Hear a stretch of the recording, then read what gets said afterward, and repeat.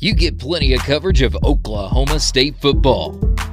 You think you hear all the noise coming from Gallagher-Iba Arena when you get your Cowboy basketball news.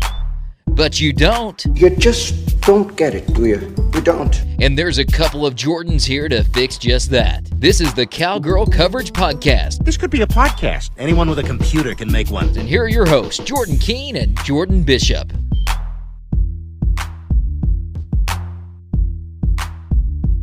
Welcome back into the Cowgirl Coverage Podcast, a special edition of the Cowgirl Coverage Podcast. Not going to hear any of Jordan Bishop and myself. This is it. We're going to go straight to a couple of interviews, get ourselves caught up, had these stored away for a couple of weeks, so we wanted to make sure that y'all got to see them, or hear them, and we'll do them back to back. First, freshman Cowgirl Megan Haines. She was nominated by Charmaine Morgan, and then I got to talk to Camy Huddleston as well, so couple of really fun interviews that we did here on the podcast. Wanted to get them out, so we'll get you an update on everything that we missed coming up next week in the episode 36. But this is episode 35. A couple of interviews. That's all you guys will have here this week, and we appreciate your support and listening as always. So starting off with Megan Haines, and then a little bit of a break, and then we'll be Camy Huddleston here on the Cowgirl Coverage Podcast. Welcome back into the Cowgirl Coverage Podcast, Triple Play Podcast Network. Jordan and Jordan down here at Neil Patterson Stadium, and joined now by freshman soccer player Megan Haines. And Megan, thanks for taking out a few minutes and joining us. You're welcome. So you're a little bit, we've asked all the players so far, and maybe a little bit unique to you since you're a freshman. What went into your decision to choose Oklahoma State and come to play soccer here?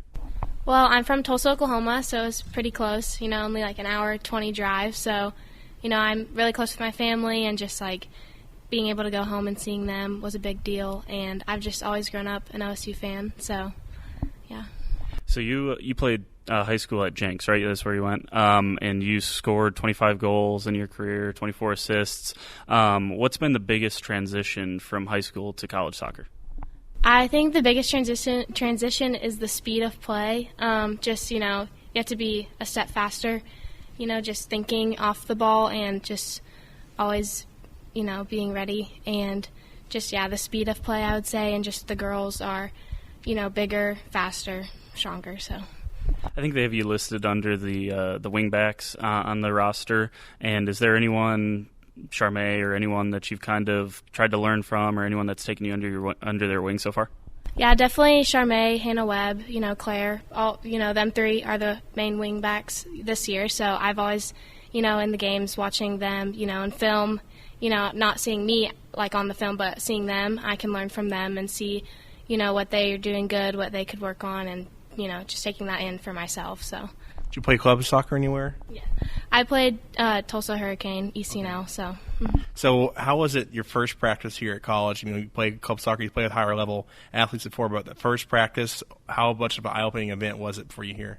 It was pretty eye-opening. I mean, it was like kind of what I expected, but also different. So, I was excited, but also really nervous. But it was just, cool being with all the girls and just meeting everyone. But yeah, just the speed of play was a lot, more intense, and just like the intensity of the practices was a lot more intense, and like preseason was right away, so we were having like 2-a-days, and so it was just a lot more intense and a lot more just work and stuff. So off the field, this is a couple months into the fall semester. How is it, your transition to college going? How much course load, and just overall what's it like as a college student for you as a freshman? It's going pretty good. It is a lot. You have to manage your time. But, I have been doing that all my years because, playing high school soccer, club soccer, having school. So, it is still a struggle here, managing your time and, not having your parents here with you, telling you to do this, do that, and, doing laundry and things that you had, your parents do at home or whatever. But, my major is interior design, so it's, I spend a lot of time in the studio doing my projects, which is different because at school I could, do it at home and, doing more, writing assignments or things like that. So, it is a lot of time, but, that's what I enjoy doing, and that's what I want to do, so. Yeah. So how does that work as an interior design major? Do they, just show you a house and say, here, fix it? How's that work? Well, we've had, 3 projects. So we've been doing residential right now. So they'll like give us a floor plan, and we have to like put it in a different scale, like a bigger scale, and sketch it out, and then we add furniture in and design it the inside. So but yeah, we do everything by hand, but this is like the only, like your freshman year is the only year you do everything by hand, and then after that you do use computers. Okay. So I mean, it is time consuming because you have to draw everything and use their drafting tables, but I mean, I think it's good to learn the basics, and know how to do that. And yeah, so I mean, I'm more interested in commercial than residential, and so I'm more excited to like start designing hotels or like restaurants or things like that. I mean, that's what interests me, but yeah, we're doing just housing right now. So is feng shui still the rage? I know that's like the only interior design thing I know is that they feng shui everything and make everything more space wise, or is that still the new thing, or what's kind of the new big design right now in commercial and just houses and all that? Yeah, I think it's mostly just spacing and I don't know, making it visually appealing to the eye, and just making it like beautiful on the inside, but also like being able to function like the best way, and like function for like every person, and like just make it functional for everyone. So Speaking of great design, Neil Patterson Stadium opened this year finally with everything, all the amenities and everything. How big of an eye-opener was it? I'm sure part of during the recruitment it wasn't completely finished. How eye-opening was it when you finally got here for training camp and everything was all done? Yeah, everything, it's beautiful. Like seriously, like going to other people's like stadiums or things, I'm just so grateful that we have such a nice stadium and just everything that comes with it. It's just, yeah, I mean, I love coming here, and for practice and like game days, home games, it's just so great to just play in this stadium, and just I really like it a lot. We know the atmosphere here is pretty good. On the road trips so far, has there been another stadium that you've been really impressed with that you've been able to go play at, or the team's been able to go play at? Like what stadium I've liked, or I don't know. I mean, I don't know. Nothing really compares to this, but yeah. I mean, I thought Texas Tech, their fans were really into it. It was really loud. I mean, that was a cool atmosphere to play in, and to experience that. And I feel like it made it a lot harder for us to play just because their fans were so into it. And yeah, so I'd say probably that. Did you make the trip with the team down to Norman or for the non-conference? What was your thoughts when you got to play in got to experience your first Bedlam? Yeah, Bedlam was fun, but it was crazy. I mean, it was like everything I thought it would be. It's just a lot harder just playing there because, it's OU and Bedlam. So, but I mean, it was really cool. I liked experiencing that and going down and seeing that. So you grew up in Oklahoma. You knew of the Bedlam rivalry. Was being a part of it, what does that mean to grow up in Oklahoma and then be a part of the rivalry now? Yeah, it was pretty surreal. I mean, always growing up, going to those games as a kid, seeing that, and then being on the team, playing in that game, so I mean, yeah, it was really cool to see that. So was your family OSU fans to the bone? Yes, my mom and my dad, they both went here. My brother graduated from OSU Tulsa, so I mean, we're very OSU. My uncle, everyone, OSU family, so I'm guessing OU is never in the question. No. I mean, they always said it was open to, if you want to go there, you can, but I mean, I knew kind of, don't pick that one, so I mean, but yeah. So overall, off the field, just kind of, what do you like to do? I know you're still trying to, get your feet, as a freshman, but what kind of places do you like about Stillwater? Places to go hang out or to go eat. What's kind of your things you like to do off the field? I like to hang out with, my teammates, or go to their houses, or go eat. There's like Fuzzies. I really like Fuzzies. Insomnia, great cookies. I don't know, just yeah, I like watching movies a lot. I'll go to the movie theater. Yeah. What has the entire freshman class been like? Like, are you really close with each other? What's the kind of the relationship with the freshman class? Yeah, the freshman class I really enjoy. I was like kind of scared meeting new people, not knowing, like, I knew one of them from my high school, but the rest I didn't know them at all. And I mean, I love all of them. They're like really great girls and like really just good positive attitudes. And like, I think that's really important, and just we all work hard, and, I really enjoy them, and yeah, we're pretty close, so. Do you have any roommates at all, or? Yeah, I room with 2 girls from my high school, so So they went to my high school, but in the summer, like July, when I was here, I roomed with Becca and Haley from the team. So they're kind of my group, but I liked rooming with them in July, to be able to get closer with them. So for now, I, always have them. So I have to go to the theater a lot, so a two-part question here. What is your favorite movie you watched recently and your favorite movie all time? I really liked The Lion King when I saw that. And favorite movie all time? I don't know, that's a hard one. I always grew up watching How to Lose a Guy in 10 Days or Legally Blonde. Those were kind of my two. I always watched them, so yeah. We've asked everyone, are you a big professional soccer fan, either WPSL, NWSL, or even men's professional soccer over in Europe? Do you have a favorite club, and then do you have a favorite professional player? I watch a lot of highlights. I don't really watch full games, but I'll watch highlights of Paris Saint-Germain, and it's Neymar and Mbappe or whatever, so I like watching them. MLS, I always watch the Seattle Sounders. I went to one of their games last summer, so my brother is really big fans of them, so that's kind of why I have also gotten into that. So yeah. Was it in Seattle? I guess they have a pretty crazy atmosphere up there. What was that like? Yeah, it was really fun. I really enjoyed that. I was up in Seattle for the ECNL playoffs. So on one of the days, me and my brother and my parents went, and it was really cool to see that at their stadium because that's where the Seahawks football team plays. And yeah, it was a good atmosphere. They had really good fans, so it was fun. Is that your favorite vacation spot so far, or you've been other places you like to talk about?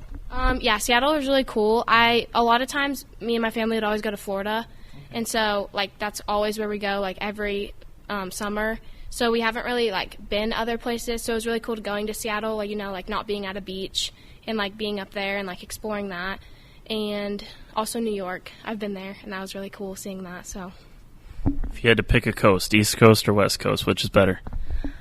I would probably say East. I want to go to California, so I haven't been there yet, but yeah, probably East Coast right now. What's it like playing for a coach, in Coach Carmichael, that he has a lot of dedication to women's sports in general? We were talking to him just a second ago about how he is not in favor of making it a year-long sport because of what it means for the players. So what's it like playing for a coach, playing at a university that puts so much emphasis on its women's sports? Yeah, it's really cool to see that, how much they support, women's soccer and just women's sports in general. So, I just love how, every sport is well represented. We feel valued, we feel important, and, I think that's really important just in a university. And it's really cool to have a coach that also, values that and values his players and his team and, other women's sports in general. So I think it's cool. For the next 3 years here and for the rest of this year, kind of what is your personal goals on the field, and how do you hope to improve your game a little bit? For this year, my goal is to just, keep making the travel team, keep pushing myself and my teammates in practice and just, showing up every day, working hard, and try to be the best teammate I can be and to play my role to the best that I can play it. So if that's either, going in playing 5 or 10 minutes or, sitting on the bench and, just cheering on my teammates or working hard in practice, just doing my role the best I can, and then just, improving my game, to get more minutes or, so just working on things that I know I need to work on to improve. So it's kind of my... Is there tryouts for the travel team each week, or is you just judge it on how you practice, or how does that work? Yeah, it's basically just how you practice, that week. It mostly stays the same, but you have to show up every day for practice. Put in the work, and yeah. So every week they send out a list of who's making it that week for those games. So yeah, it's important to show up every day and earn your spot for that. So. And one of the questions I had to go back on your interior design thing is something you probably don't know, but it's a question I always thought when I go to a motel or a hotel. Where do they get the paintings? It seems like they're all stock paintings that they have. Is that something that you do as an interior designer, or do you have those paintings? I don't know that question yet. I've always wondered that too, but yeah, I don't know. I guess I'll find out, hopefully. So that's all I have. There we go. Last one for me. World Cup win for the U.S. women's national team. Do you have a player from that team that you look up to or try to model your game after or something like that? I really like Mallory Pugh. Like, she doesn't play, like, I don't think she was a starter, like, played that much, but, like, Mallory Pugh, I really, look up to her, you know. I think she's, like, a really good player.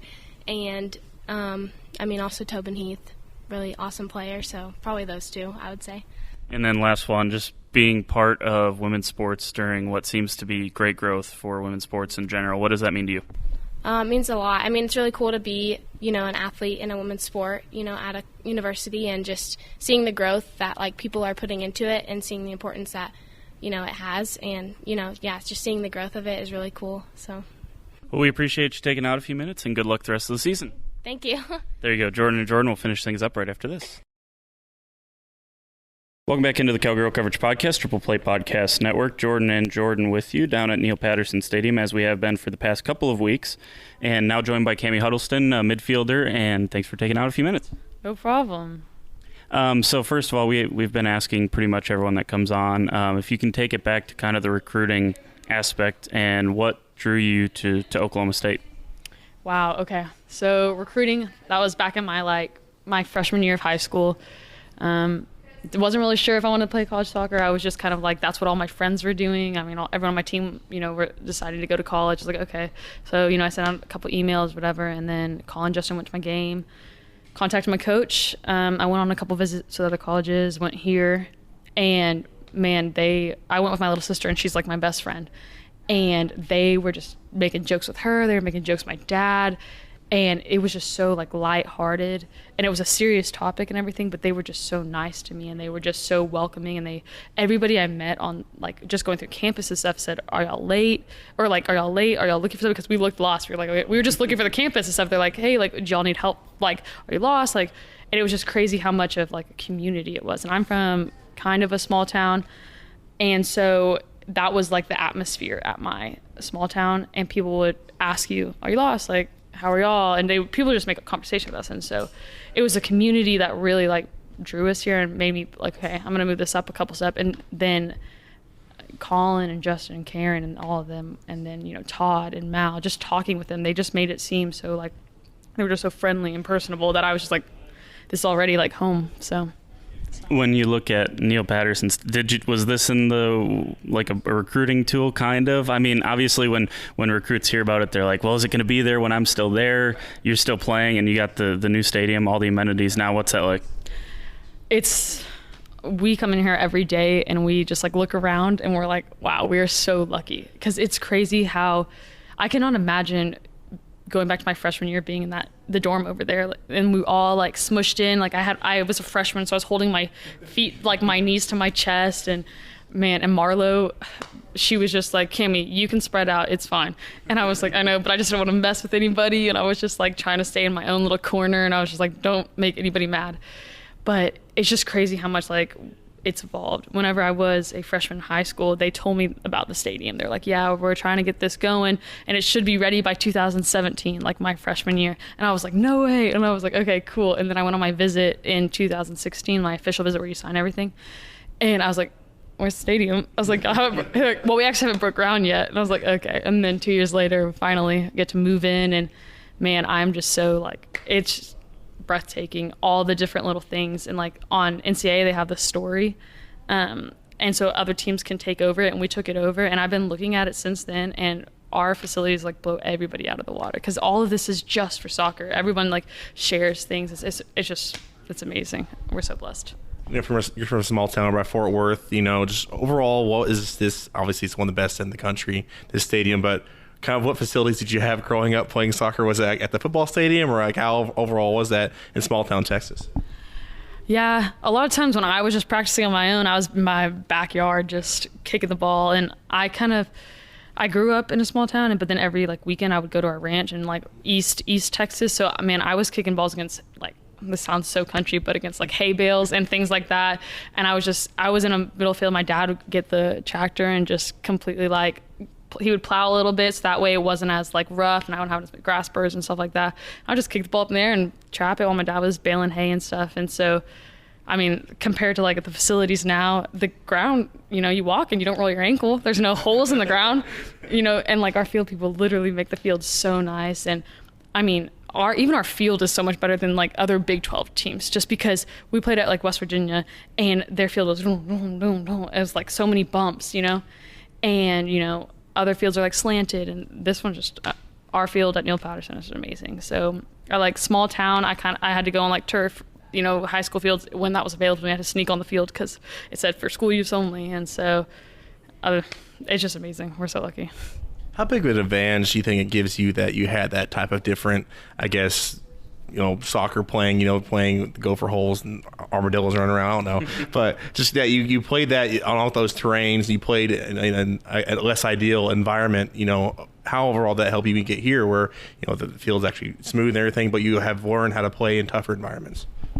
I would say definitely it doesn't hurt to play with, bumps in the ground, holes and stuff like that. I do think it like maybe gave me a little bit of advantage just because like I'm used to getting the ball at my knee, or I'm used to touching it going somewhere I didn't expect it to go.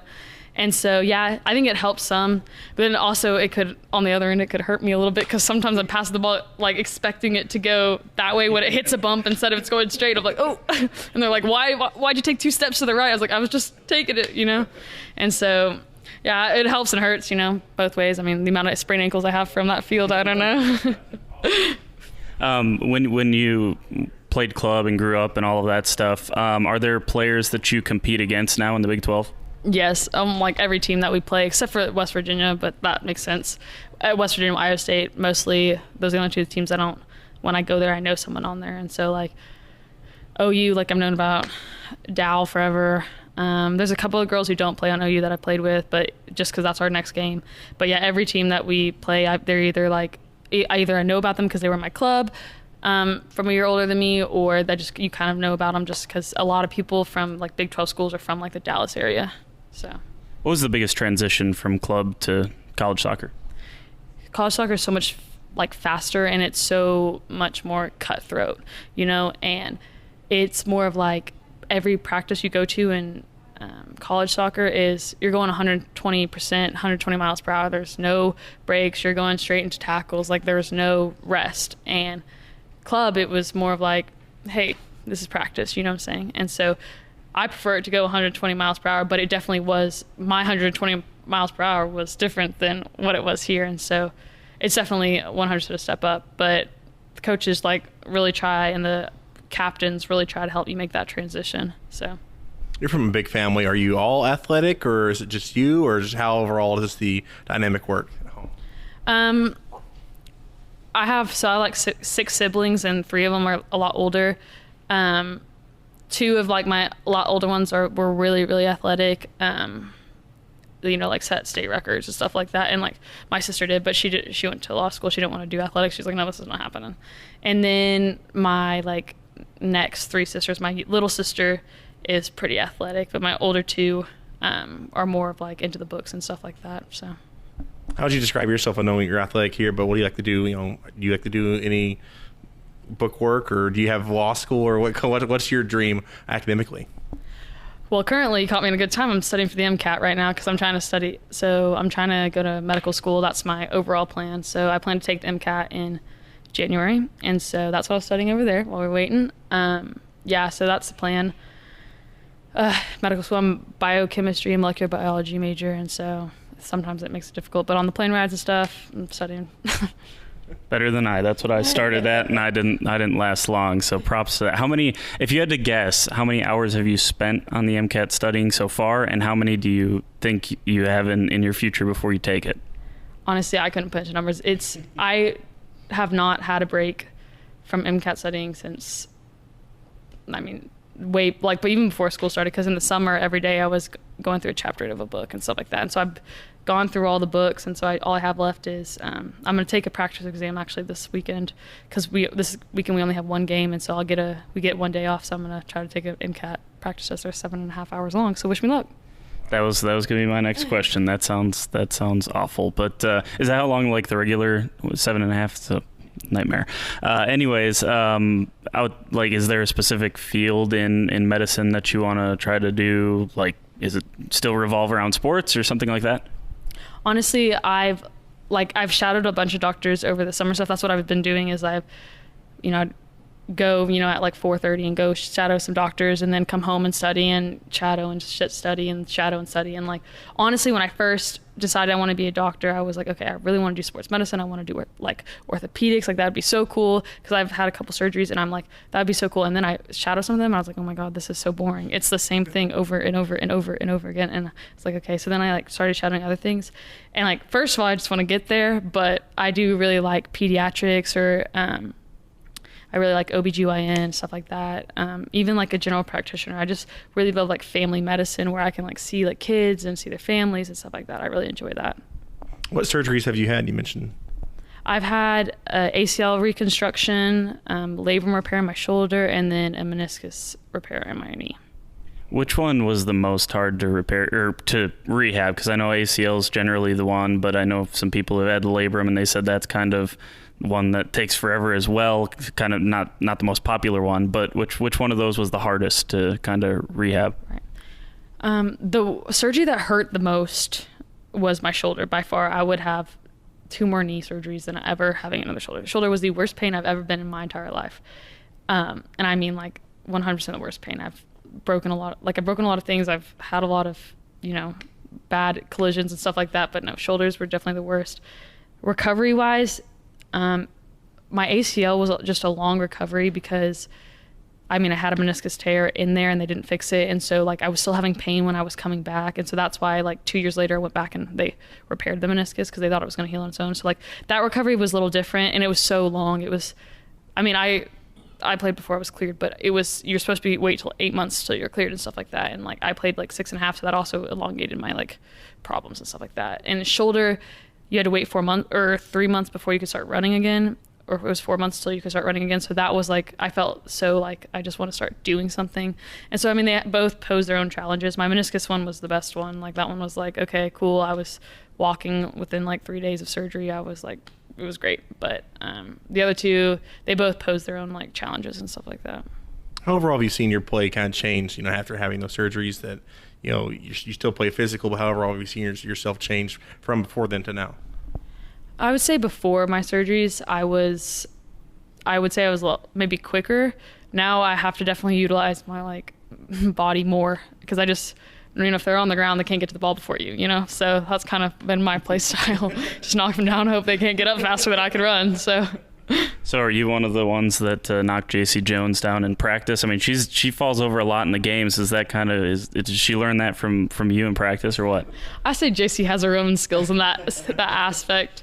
Normally like around this time we don't really get into very many collisions in practice, just because you don't want to like risk any injuries and stuff like that.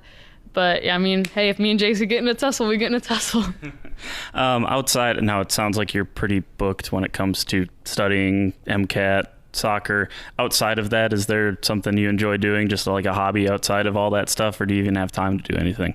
If I'm not studying for the MCAT, so like before the MCAT, even now, what I really like to do is like, this sounds so cheesy, but I really like to hang out with my family, because they're like all my best friends, like all of them. Like I love them so much, and we have so much fun. So really anything I'm doing with my family, we have like our own like little games that we play, and it's honestly like so much fun just being with them, because you can just 100% be yourself. So like, I guess you call it my hobby, but just like hanging out with my family, my sisters and my dad and stuff like that. So what games do you play?